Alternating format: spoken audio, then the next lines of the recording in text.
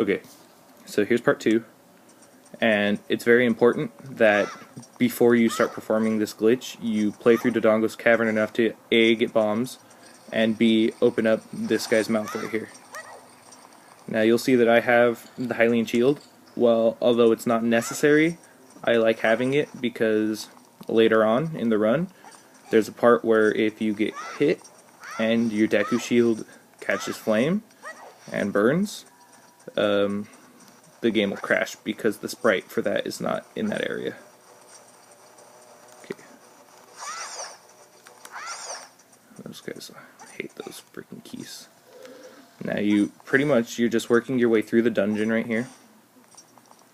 And, oh, I should make note of this. First off, you can't pause at all, and you don't have a bottom screen. It looks like it's the title screen. And then you just come through here, push down this block, and things will start to get weird here in a second. As if they haven't already.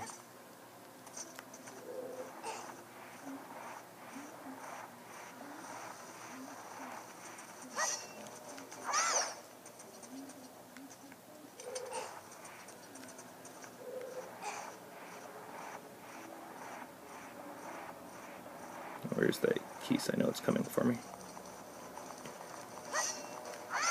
There we go. Okay, now they shouldn't give me any more problems, seeing as there isn't any. Now once you push this block into this hole, you'll see the door opens, and normally this would progress to the boss room. So you open up the door, and it looks like you're going into the boss room, but it goes into Goma's lair.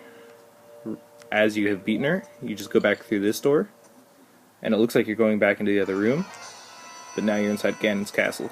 And here, if you touch any of the floor rocks, your Deku shield will catch on fire, and the game will crash. Which is bad. And you don't want that. Not there, at least. And as you can see, we've already defeated Ganondorf, which I guess the name of this run's a little bit misleading, seeing as it's not a Ganondless Run, it's a Ganondorfless Run. So you don't need pretty much anything that you need to beat Ganondorf. You don't need anything for this run, really. All you need is a sword and bombs, Furor's Wind, magic. I think that's it. And Zelda's Lullaby, Saria song. Okay, now here, you're going to see the camera's going to go funny. And it's going to be down like a couple floors already. And what you're going to want to do, instead of just continuing with the actual progression of this, you're going to want to move around so that the camera will reset, and then you set a Furor's Wind point. Again, you still can't see the bottom, so you have to memorize where you left your Furor's Wind. And then once that's been set, you're going to want to die.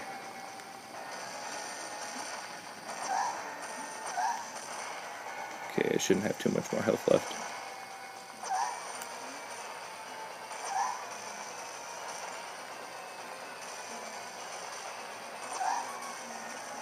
Okay, come on. One more hit should be good. I know I'm not going to need to use this bomb, something's going to hit me. Okay, now when you die, this is real important. Game over, and down on the bottom screen, it's going to say save your progress, and you're going to want to save, and then you want to push continue, and you'll notice the screen will go black for a second, and then the game crashes. See, an error has occurred, forcing the software to close, and then your whole system will restart. You push A, let it restart.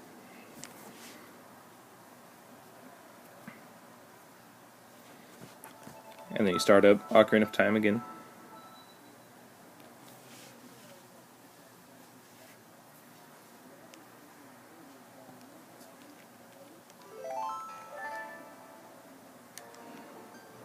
And then you start up your file again. And you'll see now I'm inside Ganon's castle. And you might be thinking, well, you don't have the boss key. That's why we set that Furor's Wind point earlier. So now that you can just use it, return to the warp point. And now we're back up to the top. Now this time you don't have to kill yourself or do anything special. Right now you'll have the Kokiri sword, if you could see down there, Kokiri sword. If you do happen to die, or if you kill yourself on purpose, when you respawn back up here, you'll have the Master Sword equipped to B, which will make the Stalfos fight a little bit easier in a little bit. Also, why I have the Hylian shield, I find it a little bit easier to fight the Stalfos down at the bottom with a shield instead of, just getting lucky and dodging. Seeing as, well, I have 4 hearts because I took the heart after Goma, but running this, you're probably only going to have 3 hearts. And Ganon will kill you one hit no matter what, but I'm pretty sure Stalfos only do a heart's worth of damage, so you can only take 3 hits, me in this point being taking 4. But even if trying to fight 2 Stalfos, that's not a lot of damage you can take. So right here you're just going to want to, go down, get to the bottom of the tower before the timer runs out, and right here the door's never closed, so I always just run right through. Never wait for Zelda there.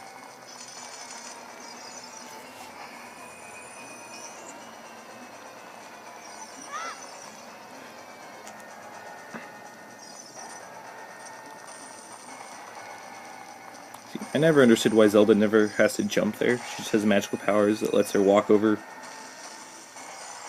gaps and open doors. Other than that, she doesn't really do anything for you throughout this run.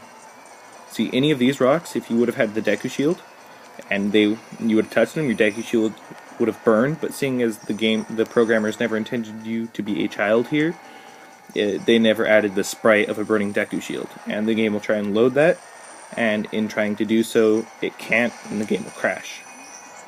But the falling rocks, if the falling rocks hit you, it's fine, your shield won't burn, so the game won't crash. And right here, this is the Stalfos fight. And my basic strategy is, with Kokiri Sword it takes 5 jump slashes to kill one. So I just Z-target one and hold my shield until it tries to come and kill me. And then I wait for it to attack, and then I jump slash. See, they double teamed me there, which wasn't really fair.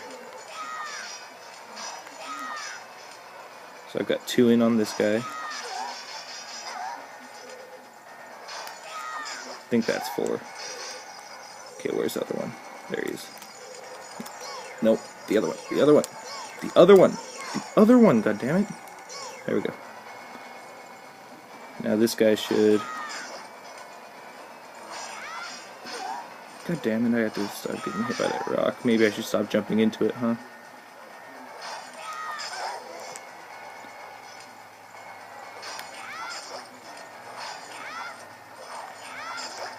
Okay, this guy should only have 1 more. There we go. Now, for this guy.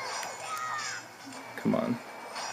Now, if the reason why I kill one most of the way, and then I kill the other, is because if you take too long, killing one after one's already dead, then the other one will respawn. See, and I'm gonna grab these hearts, even though it doesn't really make a difference.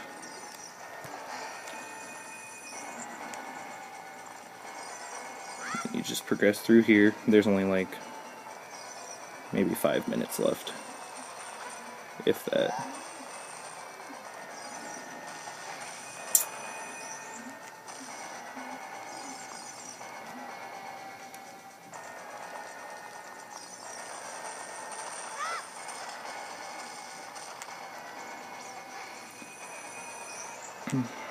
Now, like I said, if you do happen to die, you will get the Master Sword equipped to be instead of the Kokiri Sword.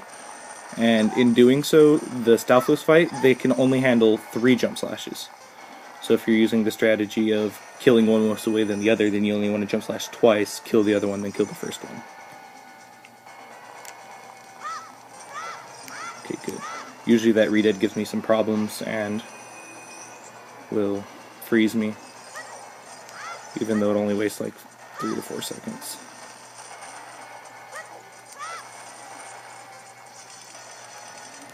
Okay. I'm here. God. Didn't even recognize that I was standing there. Okay.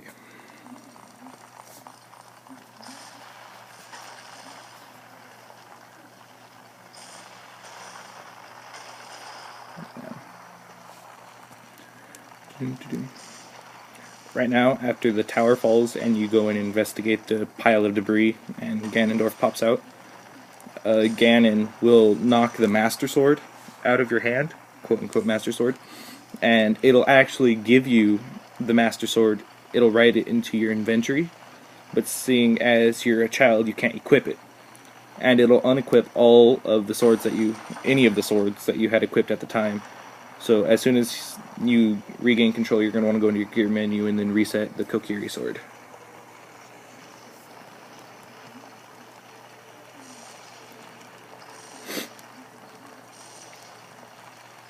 And the basic strategy for this fight, seeing as you are Child Link, is you don't have to roll underneath Ganon's legs. Since you're so short, you could just walk underneath him. What you're going to want to do is attack him, or walk through his legs, attack his tail, walk back in front of him so he'll go to attack you again, and before he can hit you, you walk back through his legs, because if he hits you once, then you're dead. And you just keep on doing that. First fight, I believe, he has something like 10 health, and anything that you can hit him with, other than the Master Sword, will do 1 damage. And seeing as you don't have the Master Sword at this point, anything you'll be doing is 1 damage. At 10 health, you'll have to hit him 10 times, I believe. Unless you're doing jump slashes at his tail, then you only have to hit him 5 times. But I don't do jump slashes. It's too risky.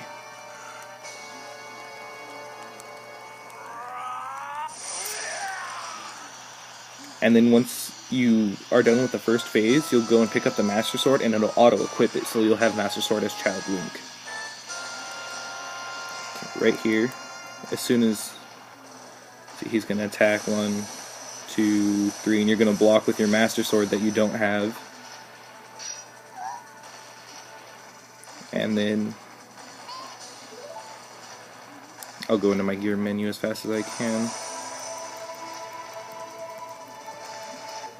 See, if you look down there, you can see we actually have the Master Sword, but it's blurred out, seeing as you're a child, and you can't use it, so you're going to want to re-equip your Kokiri sword. Walk through his legs, slash his tail, wait for him to try and attack, and you just keep slashing his tail.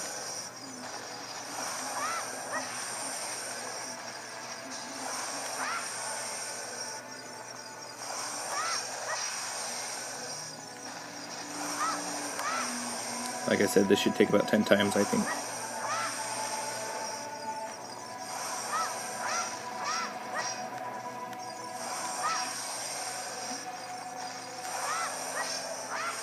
I've already lost count. There we go. Now, as he falls down, Zelda will tell you to go get the Master Sword. So if I can, get unstuck from him, I'll run over here, grab the Master Sword, and it'll auto-equip it. If you can see down there, we now have the Master Sword equipped to be. And if you can get in on it, you want to slash his tail once. Ooh, that was almost close.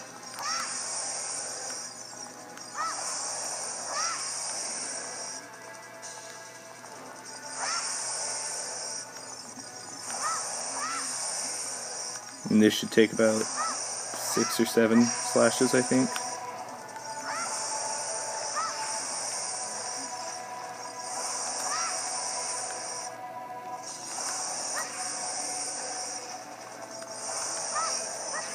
Okay, and I don't know how long this hasn't been on center. Sorry about that. Not that it's very centered anyway. I'm trying to record this on my iPad without a stand. So now your Kokiri sword of amazing awesomeness will light up with evil killing powers, and then you slash him in the face, and that's game.